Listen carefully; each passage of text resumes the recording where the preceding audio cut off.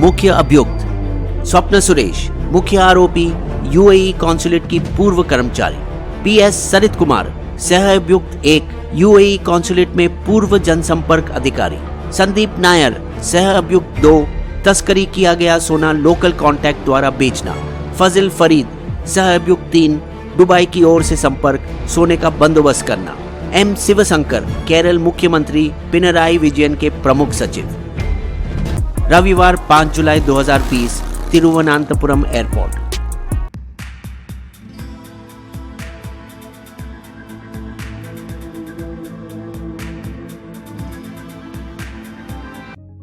Officer साहब, मैं UAE consulate से सारित कुमार हूँ। ये बैग हमारा है। हमें बैग का एक्सरे करना है। तुम्हारे कॉन्सुलेट से कोई सीनियर अधिकारी को यहाँ बुलाओ। घबराया हुआ सरित सीनियर को बुलाने के बजाय अपने साथी को कॉल करता है। स्वप्ना, लफड़ा हुआ है, कुछ करो। वो बदले में कस्टम सीमा शुल्क के प्रमुख को कॉल करती है। मैं स्वप्ना सुरेश, सीएम के सचिव शिवशंकर के ऑफिस से बोल रही हूँ। आप जानते हो ना कि इस बैग को रोका गया तो यूएई की सरकार के साथ एक बड़ी समस्या खड़ी हो सकती है। अगर आपको अपनी नौकरी प्यारी है तो इसे अभी इसी वक्त छोड़ दो।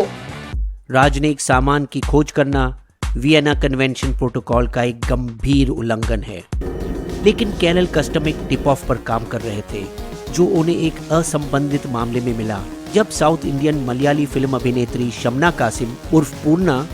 मैंने कुछ लोगों के खिलाफ पुलिस कंप्लेंट दर्ज की है जिन्होंने शादी के बहाने मुझे ब्लैकमेल करने की कोशिश की। उस जांच के दौरान एक आरोपी ने खुलासा किया, एक सौदेगार औरत वो राजनयिक सामान में सोने की तस्करी में शामिल है। ये सौदागर औरत अब पकड़ी जाने वाली थी। मिस्टर अल-शमेली, आप प्लीज तिरुवनंतपुरम हवाई अड्डे पर जल्द आएं और अपने सामान की पहचान करें। बताया गया सामान बाथरूम फिटिंग, नूडल्स, बिस्किट और खजूर यूएई के प्रभारी और अन्य भारतीय सरकारी अधिकारियों को गवाह बनाकर उनकी उपस्थिति में खोला गया। दरवाजे के ताले, खोखले स्टील पाइप और लोहे की छड़ी जैसे लंबी स्टील वस्तुओं के अंदर नवीनता से छिपाए लगभग 30 किलो 24 कैरेट सोना था। कुल कीमत करीबन 15 करोड़। यूएई कर्मचारी ने सामान को अस्वीकृत किया, जबकि कस्टम माल को जब्त कर लिया। नहीं, ये नहीं हो सकता, ये मेरा नहीं है। सरित कुमार, जिन्हें अलग रखा गया था, तुरंत गिरफ्तार हुए और 14 दिन की न्यायिक हिरासत में भेज दिए गए। घटना के अगले ही दिन 6 जुलाई स्वप्ना सुरेश को KSITIL से निकाला गया, जहां वो ऑपरेशन मैनेजर का काम कर रही थी, लेकिन तब तक तो वो गायब हो चुकी थी, शहर के उत्तर में सुरमय समुद्र तट वर्काला में छिपी हुई।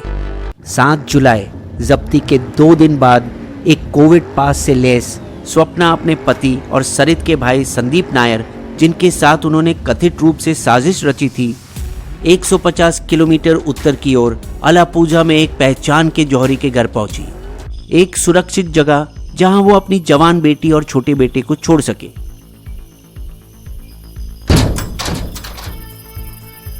इन्हें मेरे घर में नहीं रहना चाहिए। मैं इनके लिए एर्नाकुलम में कोई होटल बुक करवाता हूँ। उसने कथित तौर पर ज्वेलर को 40 लाख रुपए से भरा एक बैग सौंपा, जो बाद में सरित कुमार के घर से बरामद हुआ, सिर्फ 14 लाख के साथ। अगला मुकाम कोची में एक वकील से मिलना था, जो अग्रिम जमानत अर्जी के लिए कागजात तैयार कर सके। तीनों ने कोची शिपयार्ड के पास एक होटल में पहली रात गुजारी, जिसके बाद उन्होंने अपनी जगह बदली त्रिपुनाथुरा में स्वप्ना के दोस्त के पास रहकर। अगले दिन उनका 3 धारदार जवाबी हमला का प्लान शुरू हुआ। सबसे पहले स्वप्ना के वकील जियो पॉल ने केरल उच्च न्यायालय में अग्रिम जमानत की याचिका दायर की।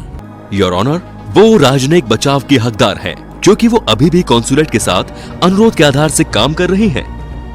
दूसरा, जनता की नकारात्मक राय को बदलना। उसी अलापूजा जौहरी ने कथित तौर पर एक ऑडियो क्लिप टीवी चैनलों को सौंपा, जो बार बार दोहराया गया। मुझे फंसाया जा रहा है। मैंने यूएई के काउंसिल जनरल के कहने पर कस्टम को फोन किया था। योजना का तीसरा और अंतिम चरण केरल से बाहर निकलना। 9 जुलाई के रोज पुलिस के नाक के नीचे से वे अपने घरेलू राज्य से भाग निकले। त्रिचूर से पलक्कड वे तमिलनाडु के कोयम्बटूर और सेलम से गुजरते हुए बेंगलुरु आ पहुंचे। तिकड़ी फरार थी जब शहर के बाहरी अरुविकारा इलाके में पुलिस ने संदीप नायर के भाई के घर पर छापा मारा जब फोन बजा। पुलिस फोन कॉल द्वारा उनकी लोकेशन पकड़ने में कामयाब रही, बावजूद इसके कि फरार कभी एक जगह ज्यादा वक्त नहीं रुकते थे। अन्य स्रोत बताते हैं कि उन्हें खोजा गया स्वप्ना सुरेश के घर के नंबर द्वारा या फिर जब उन्होंने क्रेडिट कार्ड का इस्तेमाल किया। खैर जो भी हो, 11 जुलाई को जब्ती के ठीक 6 दिन बाद स्वप्ना और संदीप को एनआईए ने बेंगलुरु बीटीएम लेआउट के एक होटल से पकड़ा। अगले दिन रोड के रास्ते से केरल लाया गया, लेकिन हाँ, यहाँ विकास दुबे की तरह कोई कार नहीं पड़ती और कोची एनआईए कोर्ट में पेश किया गया, जहाँ तब तक मामले का तबादला हो चुका था। पता चला कि स्वप्ना सुरेश ही इस मामले की मुख्य सूत्रधार और प्रथम आरोपी थी। यूएई में पैदा और पली बड़ी स्वप्ना 2010 के आसपास केरल लौटने से पहले अबू धाबी इंटरनेशनल एयरपोर्ट में काम कर रही थी। भारत में स्वप्ना ने अलग अलग ट्रैवल एजेंसियों में काम किया और अरबी अच्छी तरह से जानने के कारण तिरुवनंतपुरम के यूएई कॉन्सुलेट में कार्यकारी सचिव के रूप में नौकरी हासिल की, जहां उन्होंने 3 साल 2019 तक काम किया। आरोप लगाया गया कि एम शिवशंकर, चीफ मिनिस्टर के प्रधान सचिव और आईटी सचिव भी व्यक्तिगत रूप से स्वप्ना को नौकरी दिलाने के लिए सिफारिश की थी, जहां कोई तकनीकी जानकारी न होने के बावजूद केएसआईटीएल के आईटी विभाग के अंतरिक्ष परियोजना में संचालक प्रबंधक का काम दिया गया। मामला उजागर होने के एक दिन बाद शिवशंकर को हटाया गया और कुछ समय बाद जब स्वप्ना के साथ उनके करीबी संबंध की खबर निकली, सेवा से निलंबित भी किया गया।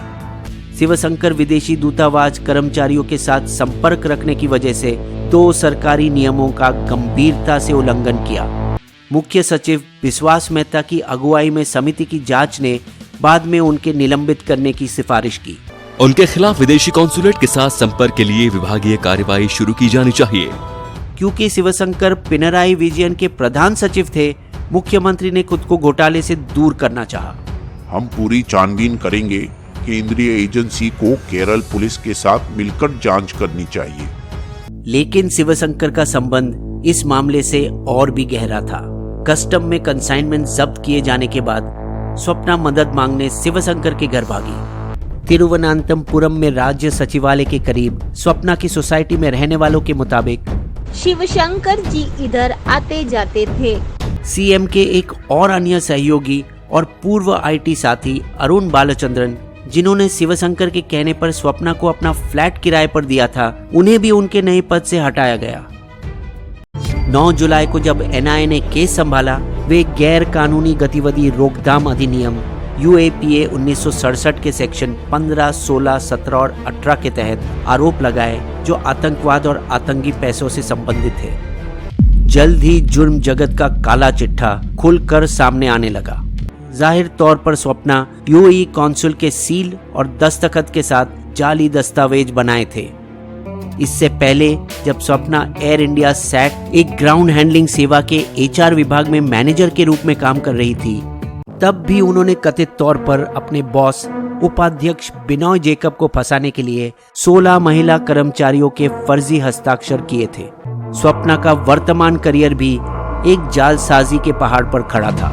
कथित फर्जी डिग्री प्रमाण पत्र ने उसे केएसआईटीएल में नौकरी दिलाई। हालांकि उनका बड़ा भाई ब्राइट सुरेश, जो अब लॉस एंजलिस में रहते हैं, मुझे नहीं लगता कि वो अबू धाबी में 10वीं की पढ़ाई भी पूरी की थी। लेकिन उनकी शिक्षा की कमी किसी भी तरह से उनकी सामाजिक कौशलता में रुकावट नहीं पैदा कर सकी। मीठी जुबान के बल पर वो केरल की 2 प्रमुख इवेंट की अनौपचारिक परिचारिका बनी, कोची डिजाइन वीक 2019 और स्पेस टेक्नोलॉजी कॉन्क्लेव 2020।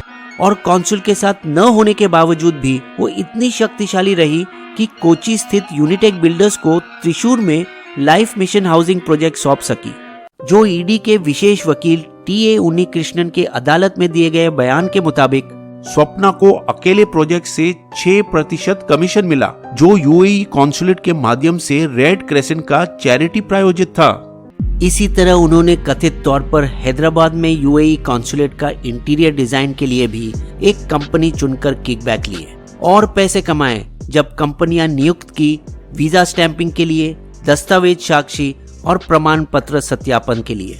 स्वप्ना का कॉल डेटा रिकॉर्ड बताता है कि वो कई उच्च कर्मियों के संपर्क में थी। उन्होंने यूएई कॉन्सुलेट से 138 बार बात की यूएई काउंसिल में एक और कर्मचारी से 28 बार, केरल के उच्च शिक्षा मंत्री केटी जलील से 1 से 26 जून के बीच 9 बार।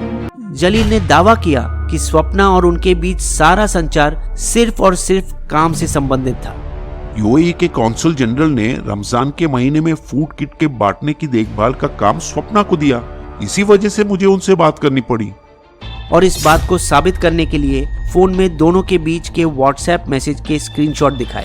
स्वप्ना ने सरित कुमार के साथ 45 बार बात की, जबकि सरित का सीडीआर बताता है कि वो कई बार शिवशंकर के संपर्क में रहे, खासकर सोने की तस्करी के कुछ दिन पहले। एनआईए ने जल्द ही मामले में एक और संदिग्ध को घेरे में ले लिया, फाजिल फरीद, 36 वर्षीय दुबई के एक व्यवसायी। एक शख्स जो गाड़ी दौड़ाने के बड़े शौकीन है, मगर जिसके पीछे पुलिस पड़ी है 4 जगहों के किराए पर चेक बाउंसिंग के मामलों के कारण। त्रिशूर के मूल निवासी फरीद ने दुबई करामा में सरित कुमार के साथ व्यापार किया था, जब सरित कमर्शियल बैंक इंटरनेशनल के रिकवरी सेक्शन में काम किया करते थे। बॉलीवुड से मुग्ध फरीद हाल ही 2018 में एक आलीशान जिम खोला, जिसका उद्घाटन बॉलीवुड अभिनेता अर्जुन कपूर ने किया, बहुत सारे पैसे दिए जाने के बाद। फजिल तस्करी नेटवर्क का संदिग्ध यूएई लिंक था, जो माना जाता है कम से कम 15 बार राज ने एक बैग की आड़ में सोना भेजा। एनआईए द्वारा विभिन्न धाराओं के तहत अपराधी वो अब दुबई पुलिस की हिरासत में है और उसकी भारत में प्रत्यार्पित किए जाने की गुंजाइश है। एक बार सोना भारत में लाया जाता तो ये संदीप नायर की जिम्मेदारी थी कि वो यह सोना भरोसेमंद ज्वेलर्स को बेचे। एनआईए के अनुसार केटी रमीज मल्लापुरम से एक बंदूकधारी और बिचौलिया फाइनेंसर सोने की तस्करी के लिए पैसों का इंतजाम करता था।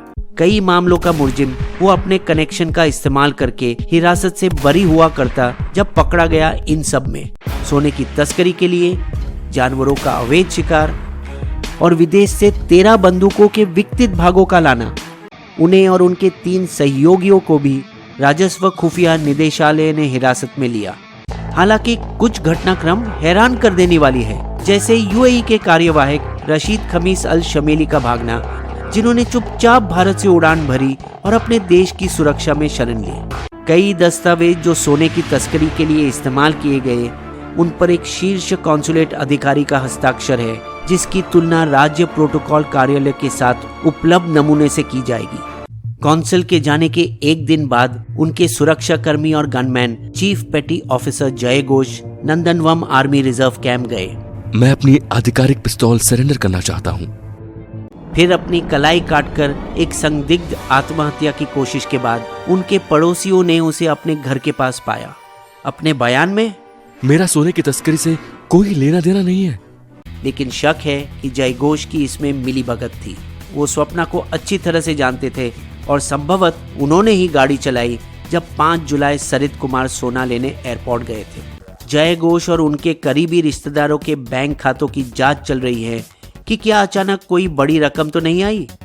इस मामले में कई राजनीतिक मुद्दे भी हैं, खासकर जब केरल विधानसभा चुनाव अप्रैल में 2021 में होने वाले हैं। सबसे बड़ी विडंबना की बात यह है कि पिनराई की लेफ्ट डेमोक्रेटिक फ्रंट एलडीएफ सरकार 2016 में इसी तरह के एक सोलार घोटाले के आधार पर सत्ता में आई थी, जब एक महिला सरिता नायर और उनके पति बीजू राधाकृष्णन ने कथित तौर पर निवेशकों को मुख्यमंत्री के कार्यालय से नजदीकी मेल दिखाते हुए सौर कंपनी में पैसा लगाने के लिए धोखा दिया। आरोप ये थे कि तत्कालीन कांग्रेस मुख्यमंत्री ओमेन चांडी के कार्यालय में 3 कर्मचारी घोटाले के मुख्य अभियुक्तों से मिले थे। अब ये कर्मों का ही फल है। पिनराई तकरीबन उसी ही तरह के आरोपियों का सामना कर रहे हैं। परेशान सीएम घर घर 4 पेज पर्चियां बंटवा रहे हैं, जिसमें सारे आरोपियों के फोटो है स्वप्न सुरेश आदि, मगर बिना शिवशंकर के।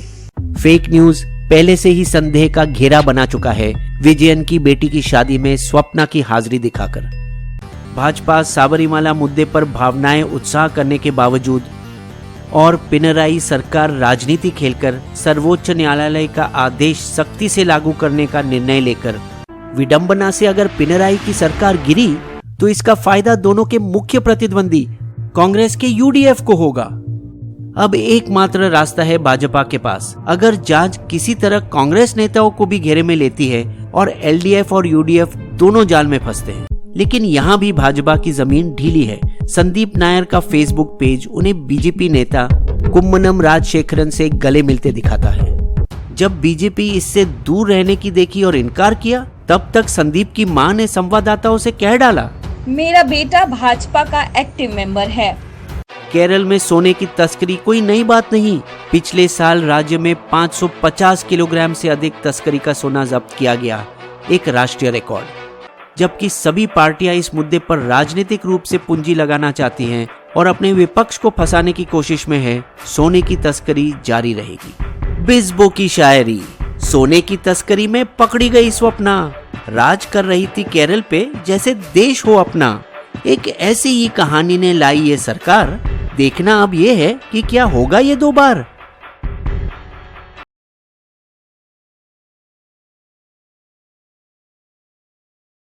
अगर आपको हमारी वीडियो पसंद आए तो सब्सक्राइब करें हमारे YouTube चैनल को और पेज पर बने बेल आइकन को क्लिक जरूर कीजिएगा ताकि आपको हमारे लेटेस्ट वीडियो की जानकारी आसानी से मिल सके। धन्यवाद।